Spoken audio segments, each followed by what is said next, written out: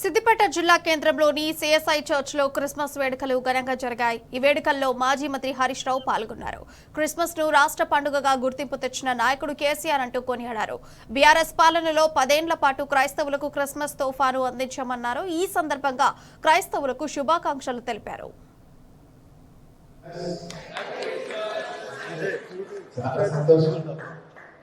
ప్రతి సంవత్సరం 25 డిసెంబర్ యేసు జన్మదినం అంటే ఆ జన్మదినాన్ని మీ అందరితో పాటు మీ అందరి సంతోషాల మధ్య ఆనందోత్సాహాల మధ్య ప్రతిసారి ఈ చర్చిలో మన సిఎస్ఐ చర్చిలో ఈ వేడుకల్లో పాల్గొనడం నిజంగా నా అదృష్టంగా భావిస్తుంటారు. డిసెంబర్ మాసం వచ్చిందంటేనే కొత్త సంతోషం. డిసెంబర్ మాసం వచ్చిందంటేనే ఎనలేని ఉత్సాహం అందరిలో కనబడుతుంది.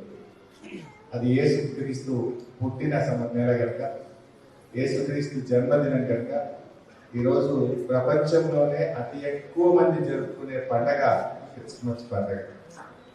ఈ క్రిస్మస్ మనందరికీ కూడా శాంతి, సౌభాతృత్వం, సహనం, క్షమాగుణం, ఎదుటివారి పట్ల దయ, జాలి కలిగి ఉండాలని యేసుక్రీస్తు మనందరికీ బోధించాడు. తోటి వారిని ప్రేమించండి, తోటి వారికి ఉపకారం చేయండి, 10 మందికి సహాయం చేసినప్పుడే నీ జన్మ ధన్యమైందంటాడు యేసుప్రభు. క్రిస్మస్ సందర్భంగా గౌరవనీయులు తెలంగాణ తొలి ముఖ్యమంత్రి కేసీఆర్ గారు ఇది రాష్ట్ర పండగగా జరిపిన ఒకే ఒక్క ముఖ్యమంత్రి భారతదేశంలో కేసీఆర్. క్రిస్మస్ రోజే కాదు, రెండవ రోజు బాక్సింగ్ డే. మనకి ఎంతో ఉద్యోగాలు చేస్తూ ఉంటారు. మరి రాత్రే మళ్ళీ వెళ్ళాలంటే పండగ కూడా సరిగా జరుపుకున్నట్టు ఉండదని రెండవ రోజు బాక్సింగ్ డే కూడా సెలవు దినంగా ప్రకటించింది కేసీఆర్ గారు. క్రిస్మస్ కానుక ముఖ్యంగా క్రైస్తవుల్లో ఉండే పేదలు బతుకమ్మ పండుగ నాడు హిందువులు కానీ, రంజాన్ పండుగ నాడు ముస్లింలు కానీ, క్రిస్మస్ పండుగ రోజు క్రైస్తవులందరూ కొత్త బట్టలతో ఉండాలని 10 ఏళ్ళు కేసీఆర్ గారు క్రిస్మస్ తోఫాను అందించారు.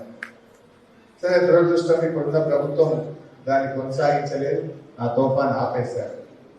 బట్ ఏది ఏమైనా ఈ పండగ మీ అందరి జీవితాల్లో ఆనందోత్సాహాలు వెల్లివివ్వాలని, మీ అందరి జీవితాల్లో ఆ యేసు ప్రభు దయతో నూతన ఉత్సాహం, మీ కోరికలన్నీ, మీ కలలన్నీ నిజం కావాలి, మీ భవిష్యత్తు బంగారమయం కావాలి, ఉజ్వలంగా ఉండాలని ఆ యేసు ప్రభువును నేను మనసారా ప్రార్థిస్తా ఉన్నాను.